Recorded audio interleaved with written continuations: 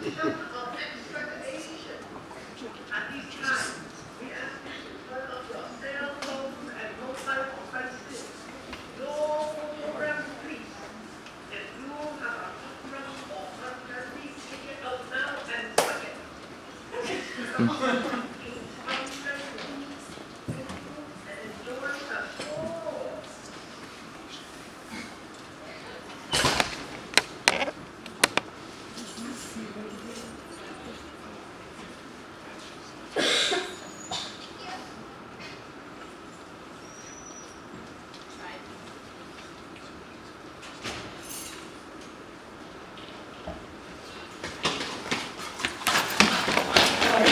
I'm here.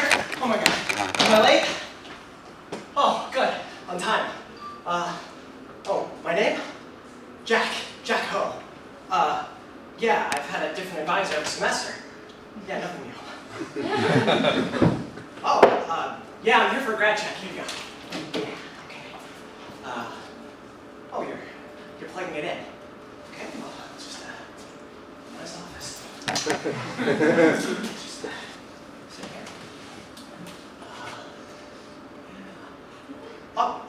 Tell you about me.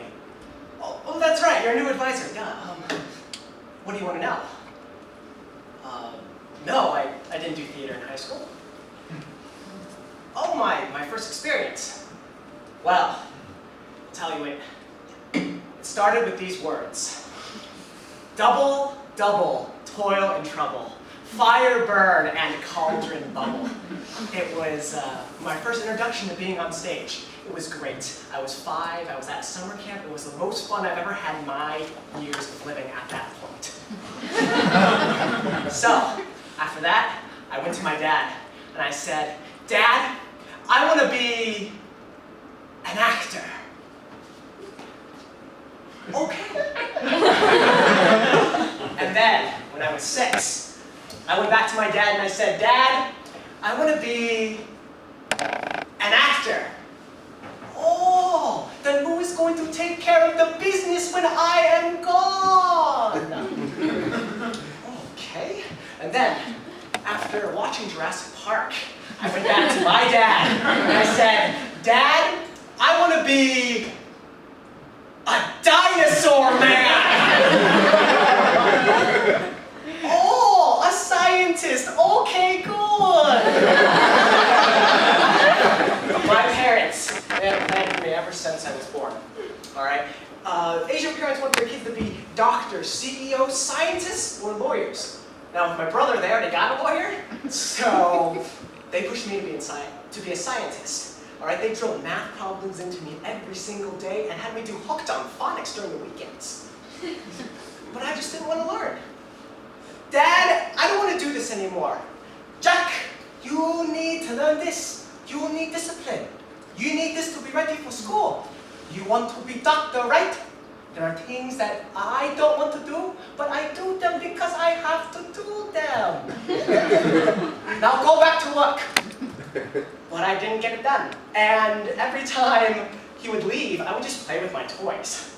So I didn't learn quick enough, and it got worse in the public school system. I went to a mixed school. One half Asian, the other half American. And so to make friends, I first looked for people that looked like me. So I walked up to this group of Asian kids. I asked them, hey, what are you doing? And this tall Asian kid, he looks at me with this scowl on his face and he says, club stuff? And I wanted to join, so I asked him, hey, can I join? And then he answers back, okay, answer this first. What's 9 times 9? Now granted, I'm 5. Who knows what 9 times 9 is at 5 years old? Okay, so I answer back and I'm like, I don't know, 99? And they all point at me and laughed. So I crossed the border to the American side. And they're playing with this giant red ball, and it looks like fun. So I ask him, hey, can I play? And this white kid comes out at me and asks me, do you know how to play Foursquare? And I'm I'm like, no, I don't know how to play. Only those who knew how to play could play. So I walked to the outskirts of the playground, dejected. At recess, I found my own little corner and played by myself. It was fun for a little while, but I really wanted friends. And it wasn't until junior high where I found a way to be accepted. So, much to my parents' dismay, I had to take an art class, and band was all filled up. So, the only one that was open was drama. And our performances for that semester were a set of fairy tale plays, and mine was Rumpelstiltskin. I got to be the king because, well, I have a loud voice. Our drama teacher at the time, her name was Miss Bondello, and she was new to the whole teaching thing. She was a nice, short lady with hands always clasped at her heart, always gesturing from there. So we were going over the scene, and my line was, you have spun straw into gold, you will now be my queen. And Miss Bondello tried to hide the anguish on her face when she said, okay, Jack, that was good, but you gotta be a little bigger. So I said my line again, except this time bigger. You have spun the straw into gold. You will now be my queen. This time, Miss Bondello had both hands around her ears, and she could not hide the disdain on her face. I felt like an idiot. And she then said, okay, Jack, that was bigger, but I need you to be a king. Wait, a king? I've never been a king before. So she proceeded to coach me, right? So she said, become someone else. Put on a mask. And we started with my walk, right? You know, that royal, authoritative walk, right? Yeah. And then, she said, chin up because you're higher than everyone else, okay? And now my biggest problem was my posture. So you had to physically come and fix it. Okay, that's good. And I made my gestures bold and kingly. And then I said my line. And I said, you have spun straw into gold. You will now be my queen. And Miss Bondello thought it was great, and the rest of the class thought I was amazing. They said things like, oh, I didn't know you could do that. That totally wasn't you. Right then, I realized something. All I have to do is become someone else, someone people liked, and I could have friends. By 8th grade, man, I had 2 sets of friends. My Asian friends and my white friends. Now, my Asian friends, we were all about the academics. We were either studying together or copying each other's answers. And this one time we had to do this study guide for a history exam. And we're doing this, the study guide, and my friend Eric asked me, dude, who speaks often here gets a big stick? And I said, Theodore Roosevelt, duh. I felt pretty good. So, I then asked him a moment later, what'd you get for problem 9? And he turns and looks at me, and he starts answering me in Taiwanese. And I'm like, wait, what are you saying? Right? And mid-speech, he notices the puzzled look on my face, and he says, oh, you don't know Taiwanese. And I'm like, yeah, I don't know Taiwanese.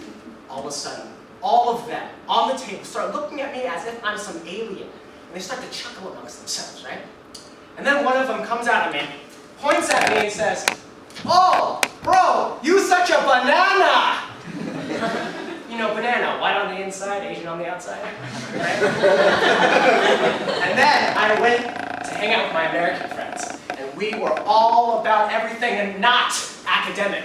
I had to do research on reality TV, glow sticks, and Green Day just to stay in the conversation. Now, there was one time they asked me if I wanted to go hang out with them at the creek after school. They had this creek right next to the junior high. But knowing my parents wouldn't like that, I said, no, guys, I can't. I gotta go study for a test. All of a sudden, all of them look at me weird, as if I'm some pink and polka-dotted elephant. And they all chuckle amongst themselves. And then one of them comes out, points at me and says, "Study? Bro, you're so Asian!" Yeah, right? I mean, every time I tried to be American, he saw me as Asian. And every time I tried to be Asian, I was seen as an American. I could never be both. Always playing a specific role, right? And at home, I was playing the obedient Asian son, trying to win my dad's approval. "Hey Dad, I got an A- on my last exam." "Oh, what did other people get?" "Oh, I mean, well, mostly everyone aced it, but if you studied harder, you would have gotten an A like everyone else." That was my dad. He loved to compare. PTA meetings were judging panels just to see where your kids stood on the totem pole. All right? I would watch my dad interact with these parents, and it would look something like this. "Oh, how is Ronald doing?" "Oh, Ronald is doing good. He get 4.0 on last report card. How is Jack?" "Oh, Jack, he get A- on last exam." Very good. And then he would come back to me. "Hey, Ronald get 4.0. Be more like him." You know, my peer scores weren't my worst example or reminder of my expectation of Asian male excellence. It was my brother Byron. Everything he touched turned into an academic golden egg. And talk about being compared, all right? And it didn't help that we looked the same. I would get things like this. "Oh, hey, are you taking AP Chem like your brother? You should." Or even better, "Okay, are you going to join the newspaper? Become an editor like your brother." And then every time we would have the same teachers, either they thought it was him or couldn't stop talking about him, all right? "Oh, you're Byron's little brother? Oh, if you're as smart as him, you'll breeze through this class." I tried really hard to emulate his academic success. He set the bar high as our family's firstborn son.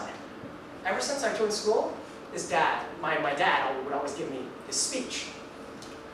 "When I joined second school, all my teachers say, 'Oh, last one, eh?' I say yes.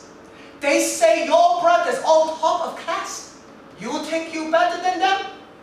I say, we see. I set school record all 4 years I was there, and no one beat me yet. Try harder." It was expected that as the youngest, like my dad, I had to either match Byron or surpass him. But every B that I wrestled for, Byron got an A. And every rare A that I scrapped for, Byron waltzed in with a perfect score. I lived in his shadow until he finally graduated. With no more Byron Ho to live up to at school anymore, I had a chance to start anew. Now my new journey would begin at my friend Larry's house. Larry was one of my white friends, and we had to do this project, right? And Larry's one of those cool cats who, you know, he's one of those rebel types that could charm almost anything. So I walk up to his house, nice house, all right? And I'm thinking, oh no, I gotta undo my shoes, right? So as I bend down to undo my shoes, he's looking at me saying, "Bro, what are you doing?" And to act cool, I'm like, "Nothing, I'm not bending down for anything, just nickel." So, after that embarrassment, we walk into a good-sized house, and his dad comes out. His dad's this balding man with this, weird European accent I can't really pinpoint. And he comes out and he says, "Oh, my son, Larry, my son, my only son, how are you?" And he's like hugging him, right? And he's hugging him, and it's as if Larry has been gone for years. And then his dad starts talking about his grades. Granted, I had way better grades than Larry, but this guy's praising Larry like he's Einstein. And then, after all that, Larry says, "Oh, me and Jack are just going to go upstairs." His dad says, "Okay, have fun." No questions asked. Or wait a minute. Larry's dad compliments his son, doesn't nag him, and I can wear shoes inside the house? Oh man, I realized right then and there what I had to be, what I had to become, what I had to explore. I wanted to be an American. I wanted to be the whitest Chinese kid you'd ever seen. The shining example of a Twinkie. And Larry was going to be my guru, showing me how to live the American way. Now my first challenge started the next day at lunch. He called me over and he said, I got a test for you to see what I'm working with. I didn't care what I had to do. I just wanted to be his right-hand man. So, he called me over and he says, look over my shoulder. And so I take a glance and I see the most stunning sight I've ever seen in my teenage life. Danielle Samson. Blonde hair, green-eyed, curvy, something out of a Greek myth, epitome of beauty. I was caught in her spell with just one look. I then get popped in the stomach. Oh, it was Larry, reminded me not to go. He then laid out my challenge. He said, go get her number. Whoa, wait. Go get her number? But this wasn't any ordinary girl. This was Danielle Samson, the most gorgeous girl in the entire school. But I had to do it. I needed Larry to be my teacher, my friend, so that I could be American. So, I go up to him and ask him, so how do I do it? And he slaps his head in disbelief. Oh, God. But since it was my first time, he calls me over and he says, okay, if you say this, you will get her number. Now, what he told me was a little bit suspect, risque, but he assured me it would work. So he pushes me into her direction, and it's a long trek towards the high school guys. And I take one step, and I turn around to see Larry pointing to the task at hand. Oh, there's no way I could get out of this one. So, as I walk toward her, my body gets tense up, right? And my palms get clammier than clam chowder. Oh dear. And beads of sweat start falling down my forehead. And my heart starts getting louder and louder and faster and faster and louder and louder and faster and faster and louder and louder until I can't hear anything anymore. And then I am just a touch away. And she gives me one of those looks. She looks up at me with one of those looks that says, what do you want? It is now or never. So, take a deep breath in. And I say, hey, hey, baby, your dad must have been a baker because you have a nice set of buns? There is a pause as she processed what I had just said to her. And in an instant, all that beauteous grace turns into pure anger and bloodlust. Her green eyes turn red, her blonde hair darkens to a raven hue as she winds up that right hand. Oh, I knew where it was coming. I knew where it was gonna land, but there was nothing I could do that could stop it. Bam! It hits me so hard I do a 360 as I see her walk away. I walk back to Larry with my tail in between my legs of defeat. And he slaps his head in disbelief again and says, bro, that was pathetic. I've never seen anybody bomb that hard. But don't worry, I got you. All you gotta do is change some things around and you'll be a player in no time. My deflated feeling turned into utter joy. He was gonna be my friend, my American friend. Oh, I tried desperately to adopt all of Larry's habits. But sometimes it would be hard switching from the American ladies' man back to the obedient Asian son. Hey, Dad, man, what's cracking, man? At school, I gotta deal with a lot of shit, you know what I'm saying? Wait. What did you say? Why are you speaking like that? Who are you? Where did my son go? I mean, how was your day, Dad? Sorry. You know, I got used to shedding from one skin to another, but soon both worlds would pull me in different directions.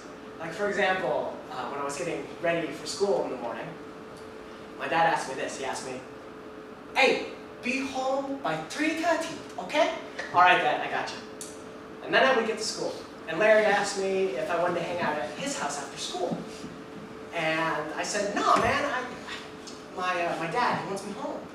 And we do this little back and forth, but he always came back with this. "What? You do everything your old man says?" And I wanted to be cool. I didn't want to be a chump. So I went to his house after school and came back home late. "Hey, Jack, it's 4:30. Where have you been?" Sorry, Dad. I was at Larry's. I should have called him. I'm so sorry." "Hey, Larry, that Guilo, he make you late? He no good. But Dad, he's a good guy. It's just that, you know, he's helping me out with school." "What? To be cool?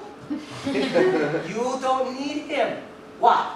You do everything he say?" "No, Dad, you know what? I'm just going to go stay, okay?"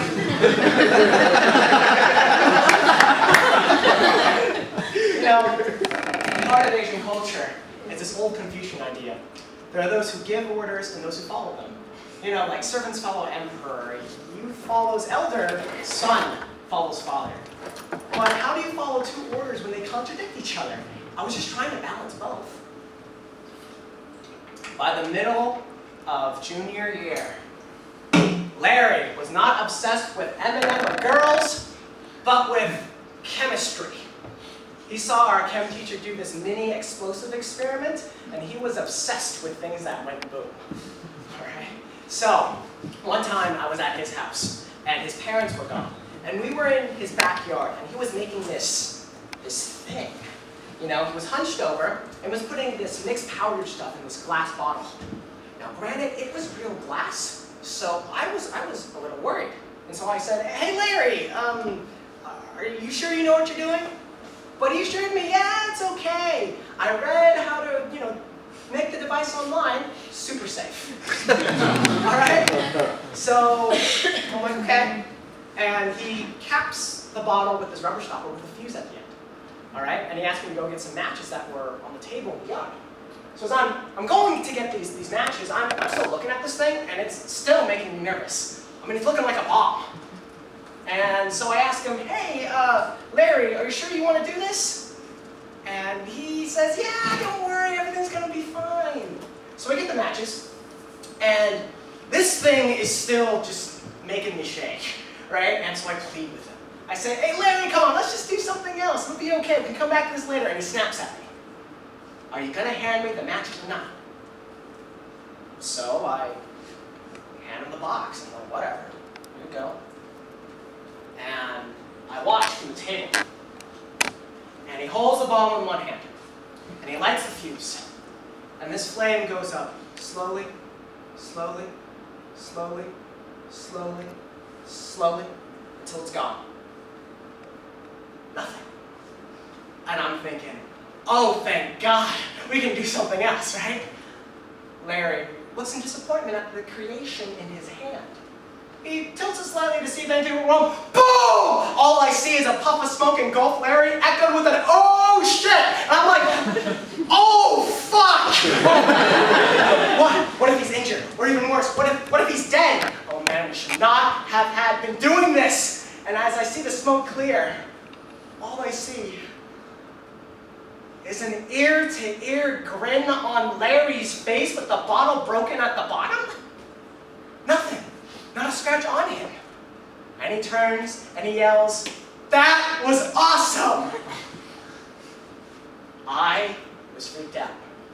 But, you know, I couldn't worry about that, right? Because I had AP classes, SAT prep, and college applications to do. I didn't see our mad scientist Larry for months outside of school.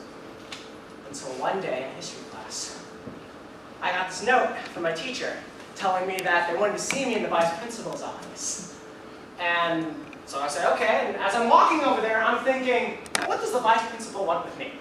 So I'm walking over there, and I get there, and I open the door, and to my surprise, I see Officer Marquez, our campus police officer, sitting at the desk. And before I can ask him anything, he tells me to sit. So I sit in the chair across from him, still wondering why I'm here. So I sit, and as I sit, he asks me, do you know Larry Scott? And I answer, yes, why? He then proceeds to tell me that Larry has been selling explosives. And I'm getting worried for him. This was my friend we were talking about. He would just do experiments in his backyard, not sell anything. So he asked me if I knew anything about it, and I answered, no, I don't. I haven't seen Larry in months. I didn't know what was going on. Larry could have had a nuke for all I knew. So he then asked me if I'd ever seen Larry with any bottles, firecrackers, or fuses. And the thing that's running through my head was the last time I saw him, when he blew up that bottle in his hand. So I answer honestly, and I say, describe that afternoon. And he cuts me off. I thought you didn't know anything. And then I try to explain to him, and I say, okay, well, it was months ago, and I saw Larry with this bottle, and as soon as he says bottle, he cuts me off again. He says, you saw him make it? What was in it? But I didn't know what was in the bottle. Larry didn't tell me. I just saw him light it up. He then slows down and starts trying to act like my best friend, saying, we care about the safety of the school. We can trust each other. You don't have to lie to me. And if he was trying to make me feel comfortable, he was doing a terrible job because my legs, I could feel them shaking. And again, I said, I don't know anything. His nice attitude, disappears, and he comes at me mad. He says, don't lie to me. He mentioned you. You can be charged as an accomplice. You can be expelled, or worse. You're a part of this. A part of what? I haven't seen Larry in months. He thought I was his accomplice. He's trying to blame me for this, to frame me. And he kept pushing me and berating me until I thought I was a criminal. I thought I was going to go to jail. This lasted for hours, but I told him the same thing. I don't know anything. He then let me go, and he called my parents. My dad was furious.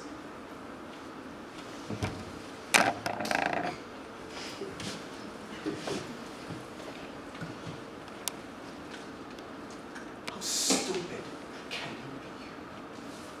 Why allow bad influence? How can't you think for yourself? You could have put everyone at risk. You could have gotten hurt. Don't you have a backbone? Dad, I swear, I didn't know anything. Don't talk back to me. You come here after school every day. Clear? How was I supposed to have a backbone when my dad keeps breaking it? It's this stupid thing. Out there, I'm supposed to be this man, strong, confident, no emotion. But at home, I have to submit to my parents. Senior year went by uneventful. Your friends list depletes when you're labeled as a terrorist. Larry fell off my radar. And as you can see, I didn't get a 4.0 or a 2400 on my SATs. And I didn't go to a UC or a private something. I ended up here. I was far out of the house and far away from my parents, but that didn't stop them.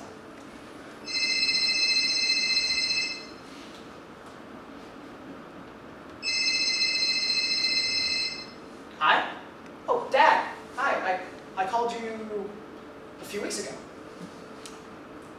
What? promise to call you every week. Yes, I know you called Grandma every week. Bye. You know, I didn't want to declare a major.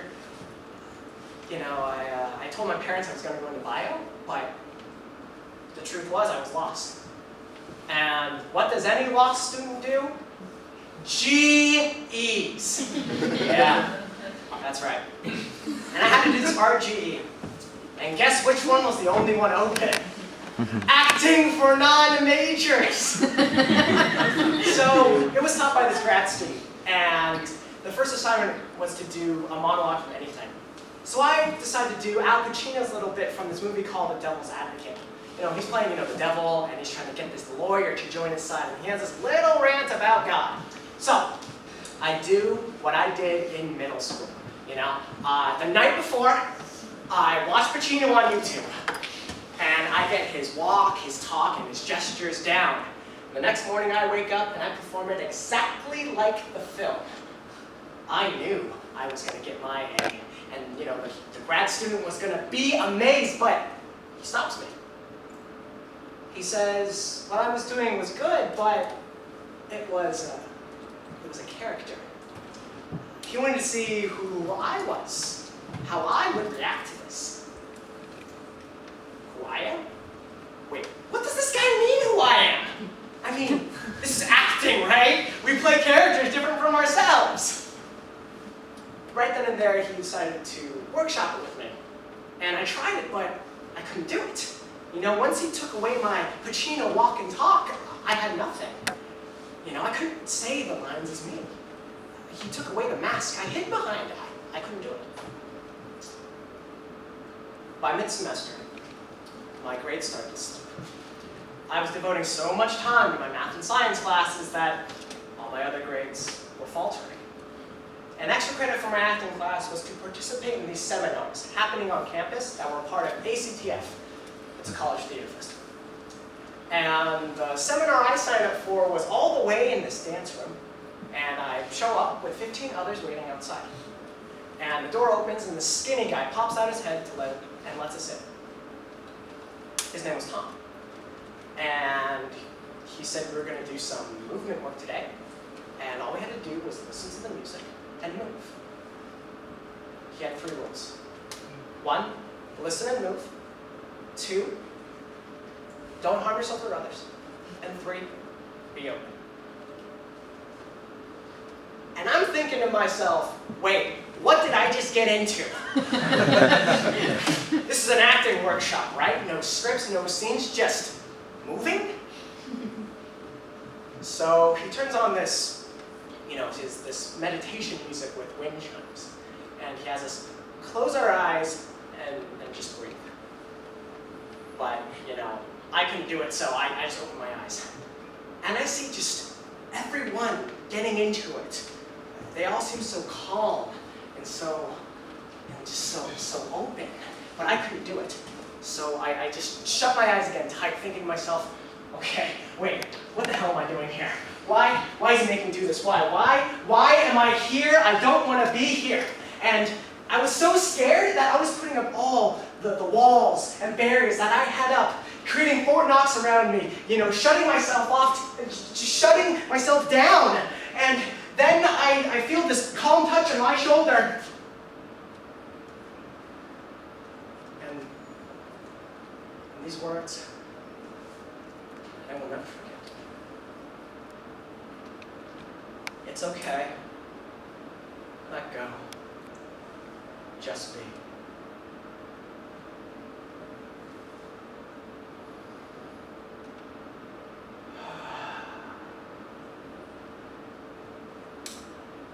And then this thing, this energy, this force began to awake. It's something I'd never felt before. And it started here, and it started rippling throughout my whole body. And the more it rippled, the more my walls and barriers started to come down. And the more they came down, the stronger this force became.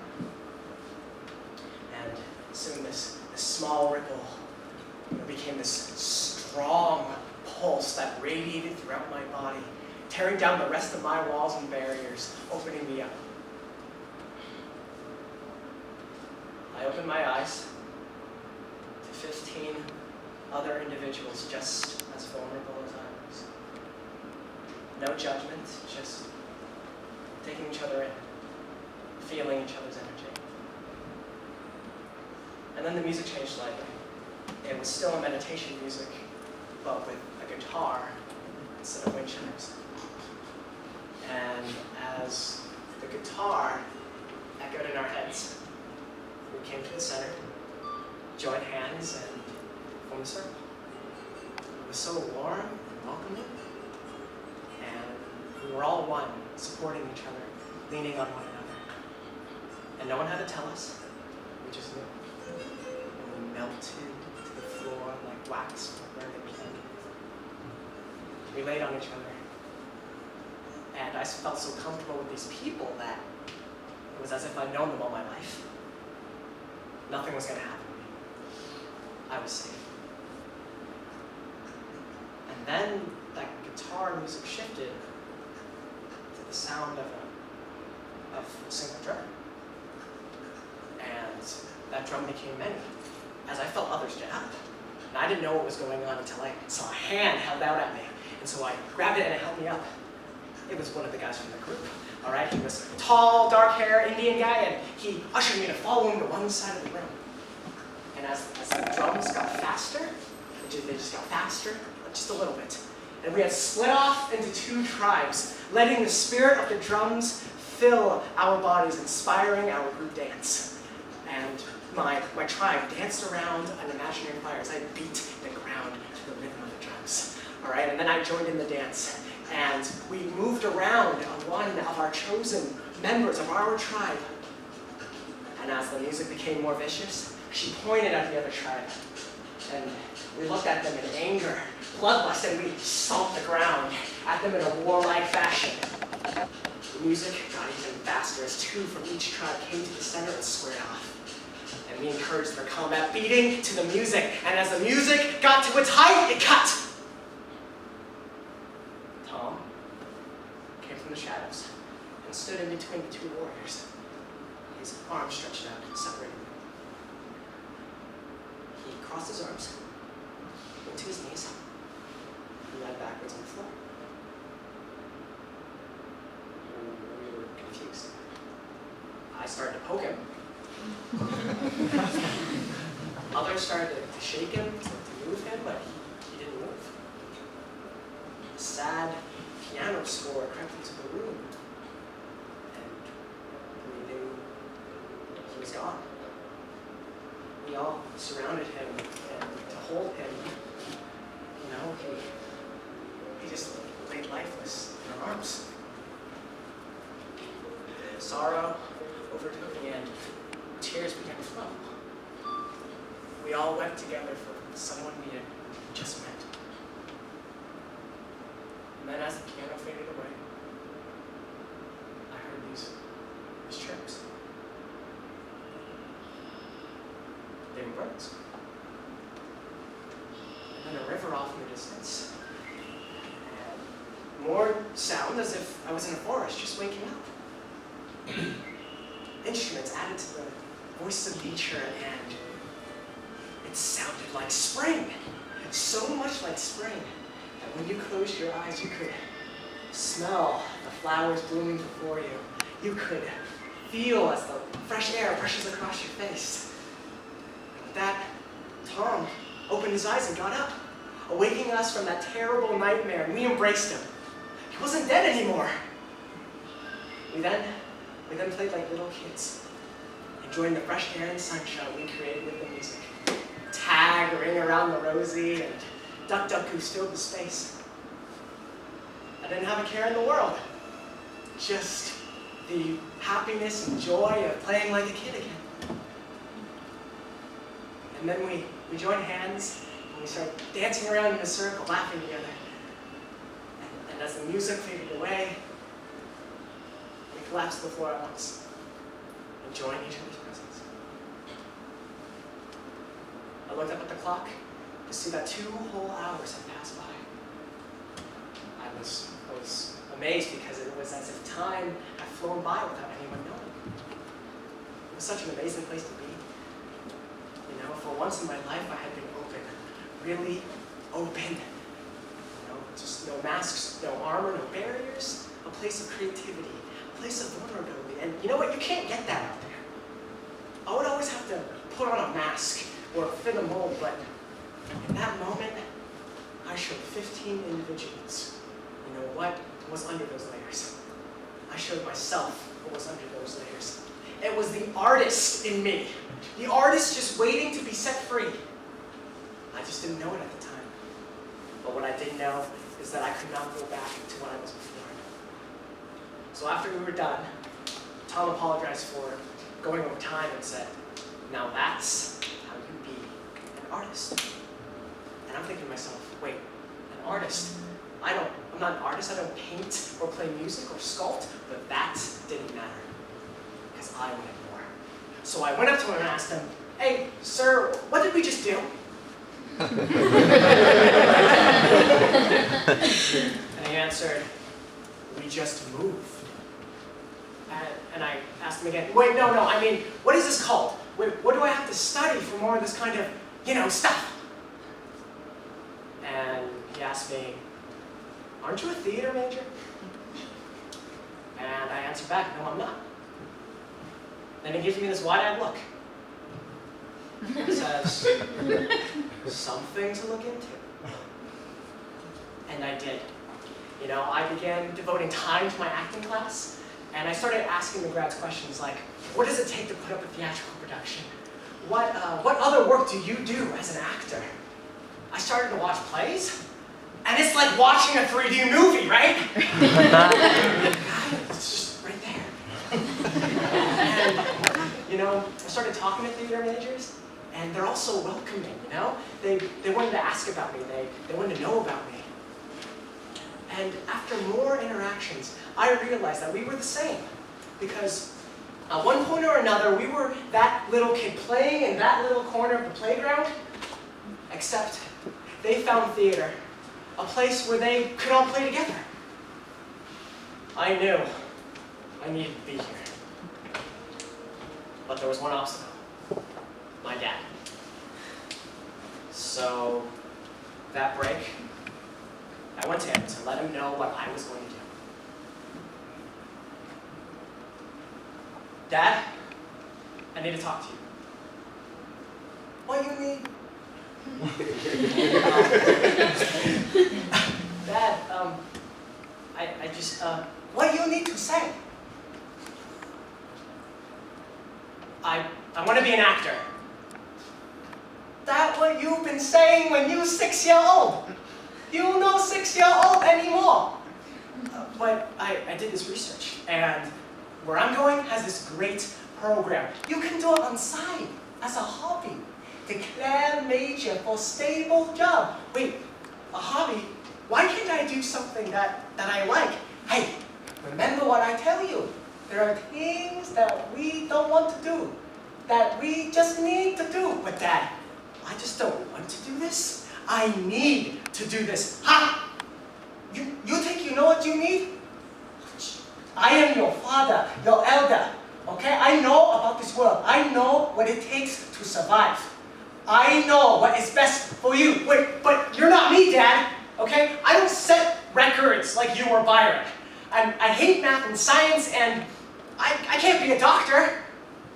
But I had this experience in this workshop, Dad. And, you know, I'm at home in my acting class, and the more I learn about it, the more I want to be there. No! I forbid it. You can do any major, but no acting, no theater. How are you going to support yourself? Okay? You want to live in a cardboard box? I take money away, okay? You know what? Plus, I hear bad things about those people, okay? No discipline, no respect, wild, crazy. But Dad, that's wrong. You don't understand. And you do? That industry is full of shark. They take advantage of good people like you. They will eat you alive. I will not let this happen. No son of mine will end up like that. Dad, will you please listen to me? You know what? I'm sorry that I didn't go according to plan. But I need to do this. You know, I keep coming back to it, and in theater, I don't have to hide. All right? I can be myself for once. And as I can see that you don't understand and you're scared, but please let me go. And you know what? Even if you take my tuition away, I'll find a way to be in theater, be an actor, no matter how much you threaten me. You're right. I don't know much about it, but I'm learning. And my heart is leading me there. I'm just not blindly following anyone anymore. I love you. But this is what I am going to do.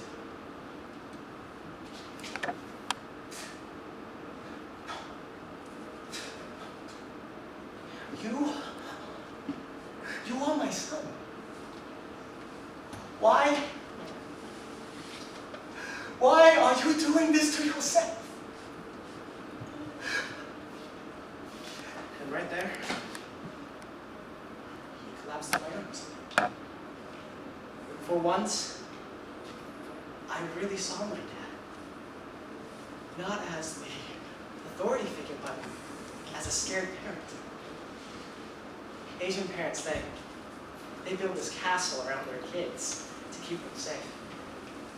And at that moment, my dad's castle was crumbling to the ground. He was doing all he could to keep it up. And all his lectures and speeches and his threats were done out of unconditional love for his son.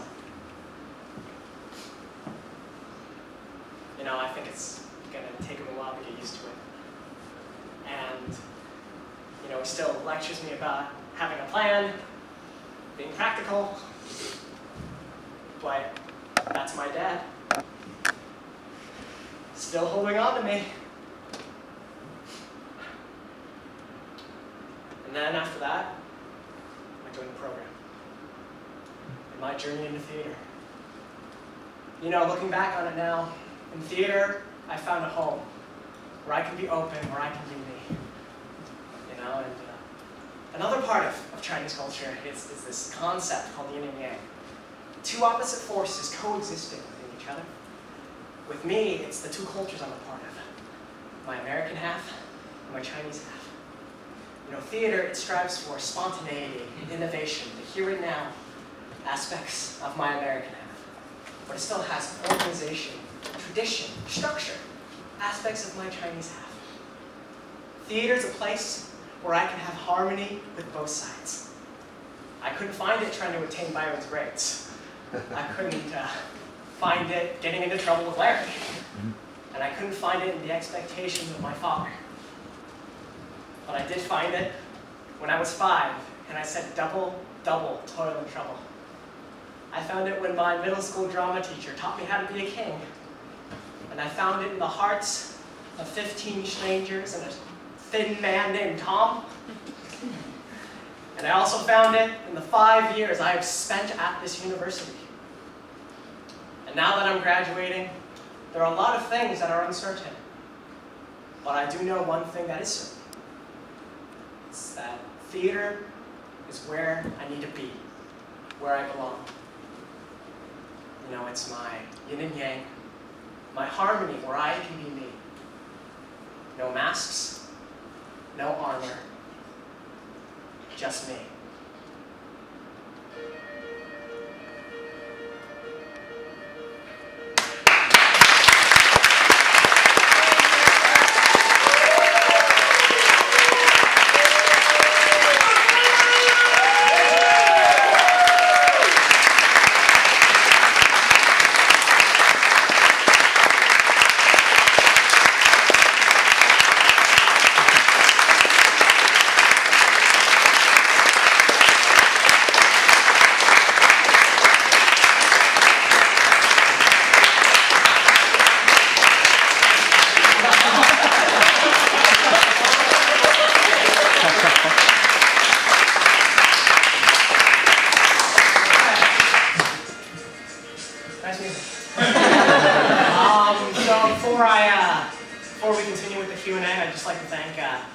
some people. First, I would, well, I guess my mentor hasn't come out of the show yet. That's okay. She's doing another show right now, but she'll be here momentarily.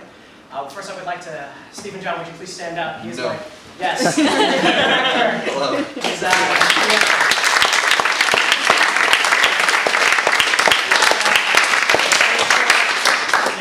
time to rehearse, and he was just, just a trooper handling me. So it was great. I would also like to thank my crew members. Gabby was back there, been manning the doors.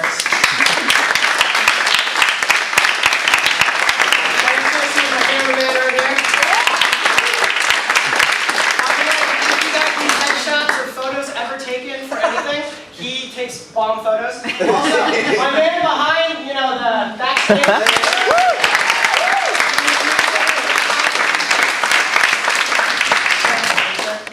Alright, I understand that, so now we're going to have a little bit of a Q&A. This is my honors defense kind of thing.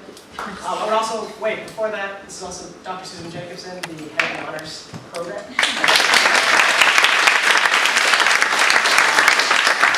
I understand that some of you guys need to leave. So, before we start the Q&A, if you guys need to leave, I understand you all got busy stuff to do. If you guys need to leave, then you guys can. I guess not. Okay, so I thought my mentor was going to start things off, but I guess she's not here. But this is the time to ask me anything about this process, about how I did anything, and I will probably answer your question. I'm not going to be a politician. I'm not going to skirt over the question. All right, so. Yes. Dad. My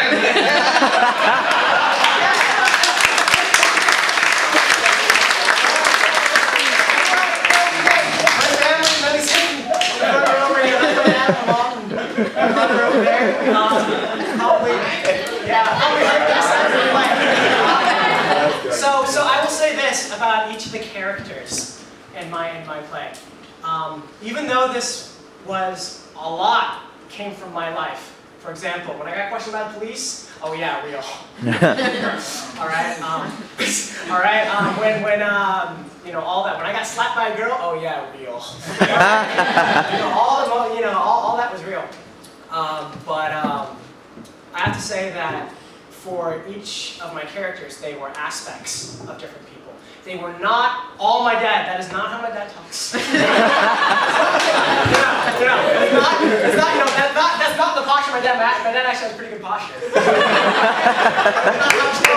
The finger out all the time, right? But I would say that was just aspects of different people that I've seen. All right, that I have observed, especially at home where I live. I live in Fremont, California, in the Bay Area. It's a very large Asian population. And they were, they took aspects from dad, aspects from my mom, a little bit from the brother, a little bit from that guy right there. They took aspects from just different people and created this character. Okay? For example, Larry, who I didn't necessarily act out, but he was a bunch of friends combined into one. All right? And even Jack. It was me, but there were other aspects of different people that were in there too. And I realized that, and I did this because when I was writing the last scene for my honors project, the whole scene where he has a fight with his dad, this always gets me. I'm thankful that my parents and my family are the most supportive parents, the most supportive family ever. All right, we've never had that huge fight. All right, but we've had mini skirmishes, very small skirmishes, and so. But I have seen some of my peers have that big fight with their parents. But I also have seen some people who don't stand up to people, forces, or outside things that put those limits on them. They say you can only be, these things, or you can only be this. Why are you going after this? This is not practical. You need to be this, right? And so while I was writing that, that third draft and that final scene, it was when I realized that this wasn't just for myself. This was also kind of writing it for those people that did, speak out against those forces, or people that were just being limited by those forces. Maybe give them a voice. Maybe give them, the power and strength to, speak out. And that was the turning point of when the play started to not just be about me, but be about community that I'm a part of, and just about including other people within this writing. Wow, that was a lot more answer. Because my dad really liked that. Short answer, no, my dad's not really like that. Any other questions? I'm sure you guys have another question. Yes. I had the honor of kind of watching you evolve as a writer. I'm really impressed with how it came out. For the sake of other people here who didn't know the origins, can you kind of explain your original project and how it evolved to what resulted in? Oh God, that has been my academic paper that I'm actually revising right now. So pretty much what this started as was I wanted to do a one-person show. I saw Angelica, who years back, she did a one-woman show. And I was just like, okay, this is what I'm going to do. And normally I'm stubborn. When I want to say I want to do something, I stick to it, right? So it first started off like, what am I going to do with this one-man show? What am I going to do with this? So I started watching other one-person shows, and I saw all these great actors like Whoopi Goldberg, Anna Devere Smith, and John Leguizamo. They were going on stage and they were just portraying different characters. And I'm like, that's what I want to do. I want to show off my acting chops. I want to, be, this is my senior project. I'm going to show everybody how cool I am. Wrong idea.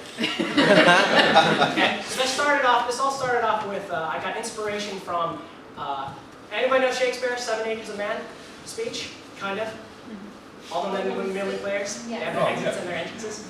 Okay, but Shakespeare in that describes the ages of man, all the way from infancy to death, essentially.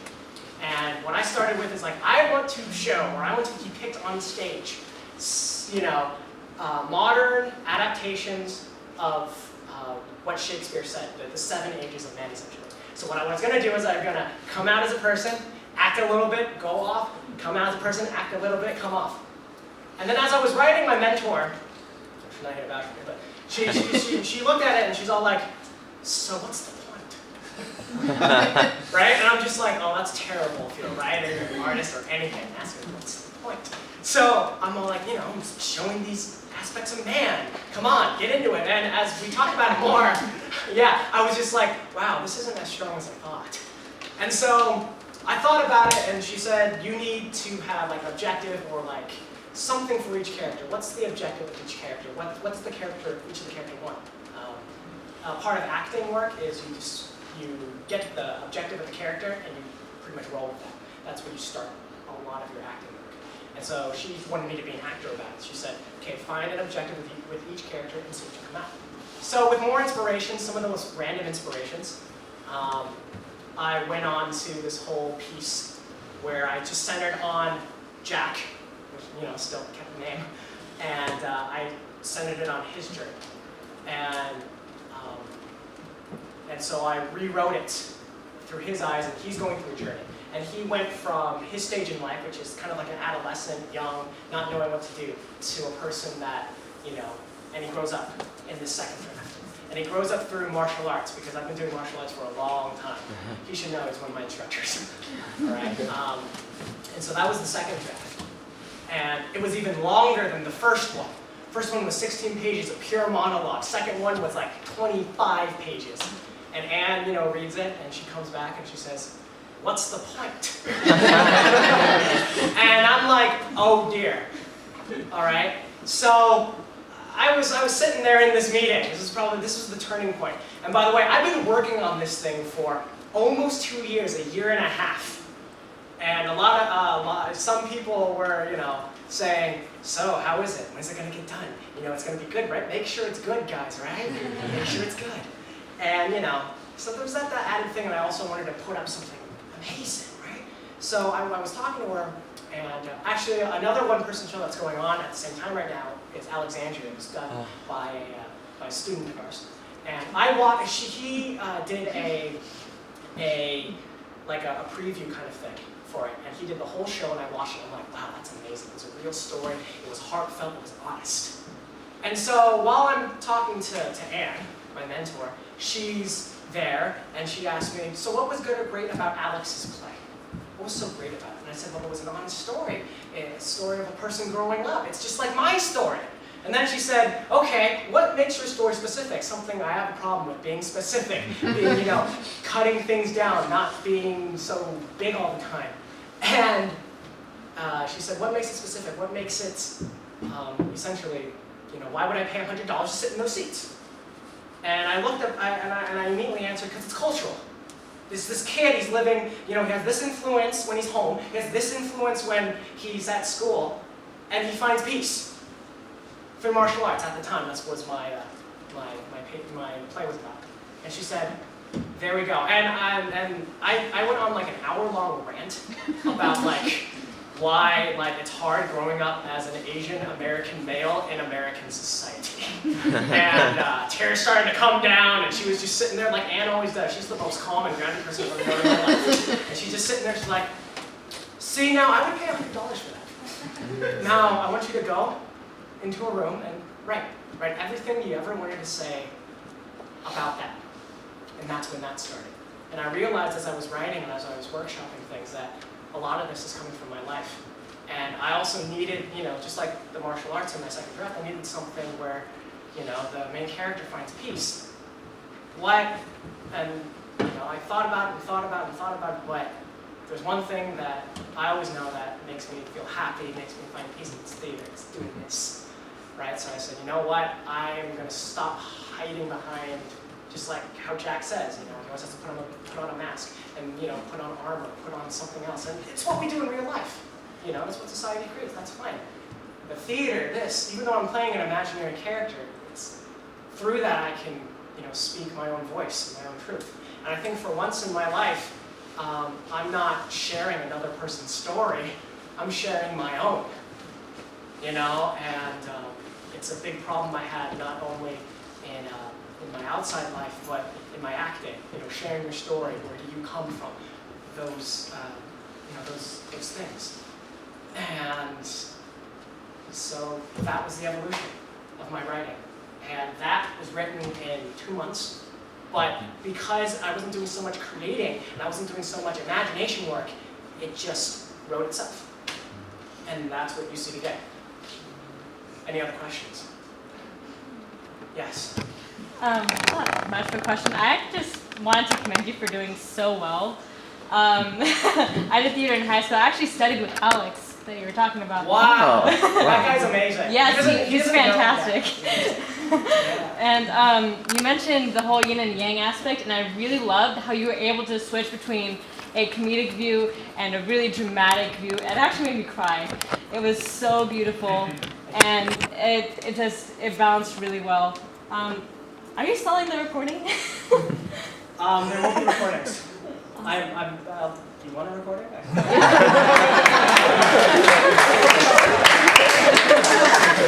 I really thought it was fantastic. Thank you so much. I know there will be a recording for Honors Records, and there will be a recording for my mentor, but if you want a disc burn, I can probably do that.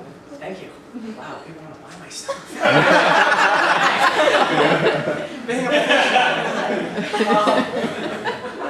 All right, well, thank you. Anything else? Yes. Seafood hot. I was just going to actually make a comment more than a question, but I thought it was great insight, since your actual parents aren't like the father you portrayed, in that in that he was being protective of you rather than trying to control you. In the line where you say, "Why are you doing this to yourself?" A typical thing you would more likely see is, "Why are you doing this to me?" which would show the parent as being selfish and wanting what they want. But the "why are you doing this to yourself" was an excellent line to show that the parent was concerned about you and your life, not his own. And Deep. yeah, and that's one thing I believe. Parents, no matter what they do, and everybody can probably relate. Sometimes parents don't understand. but because the heart and soul was this man right here.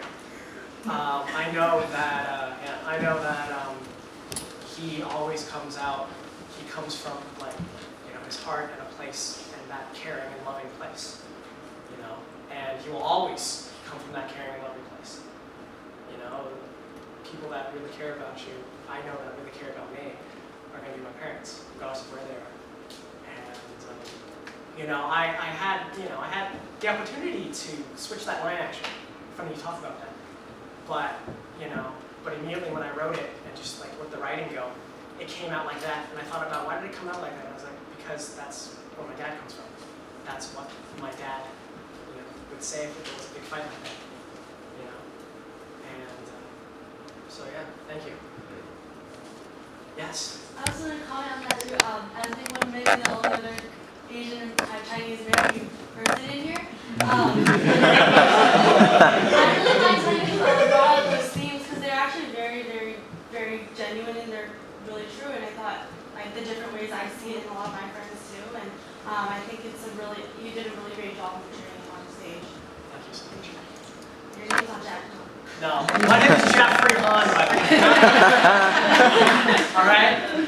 And I had to, to protect people, I had to change some like names or anything stuff like that. Who was there? That is my mentor walking in. And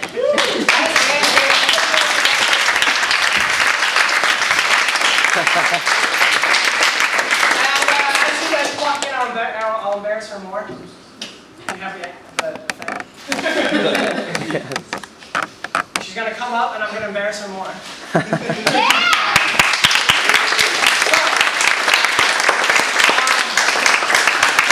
was here since day one, not only from... I had to be, my two mentees had conflicting shows, and I apologize. There was a talk back, and there was just no way to extricate ourselves gracefully without being rude. So I'm so sorry. Okay. Like we just kept looking at the clock, going, I have to get over there. She can do it again. It's okay. Looks like everything went really well. So she's been not only here since day one of my project, she was here since day one I joined the program. All right? Yeah. I was in her... I had you in 2 classes on like the same day. Yeah. 141A and 241A, and that was an interesting experience. But I'm glad I had the same teacher twice because she knew exactly where I was coming from, and she knew exactly how to, how to teach me and stuff like that. And she's just been here since I've really jumped into the program. And I would like to give you this lovely. Am I supposed to? Yeah. Did I open it for that? Put it back on. Turn it over. I can just take the box. No. It's okay, Mom. This is why we go to college. There we go. All right. So here, because she, has been one of the most influential instructors and teachers that I've had, like ever. It's an apple.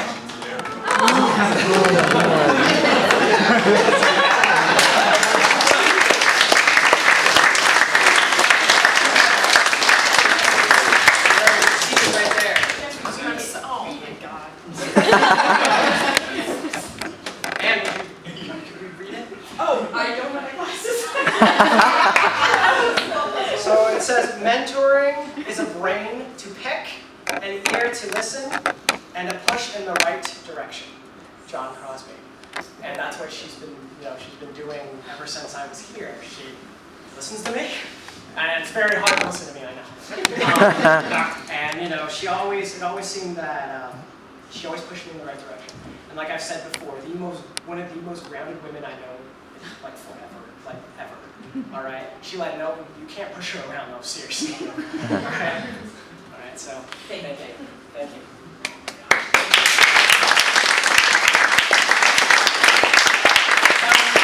Still in the seat. Yes. Hi, Jay. One thing I found cool, I like all the different places and all the different characters and everything like that. Could you talk about what it was like to listen? Because you know how you're in a scene with a bunch of different people and you're talking and you're responding to what they're doing, but when you're all the characters in yourself, how is it talking and responding? Like, what is that like? It's a lot of switching. Yeah, it's really a lot of switching, and also a lot of switching of who's in front of me. Because actors, we do a lot of imagination work, And when we do monologues for auditions, our instructors and teachers and mentors say, talk to somebody. You're not just talking to blank space. You're not addressing just talk to someone specific. And with most of the exposition stuff, like when I was explaining, like part of Chinese culture is, you guys were just a lovely people to bounce off of. That was great. Now switching in between characters and doing that, it was a lot of I had to just practice on my own to really see who I was switching in and out of, and who I was seeing in front of me. And sometimes I would use people in the audience if I could see them. Using my aunt for a little bit of that. Using Patrick and Ben for a little bit of that. So it just depends on what moment and what time. Sometimes if I could see people, I would use that and imagine they were that person. Or sometimes I would just have to imagine that the other person was there, but it's switching in between who I'm seeing. And it's hard. Very hard.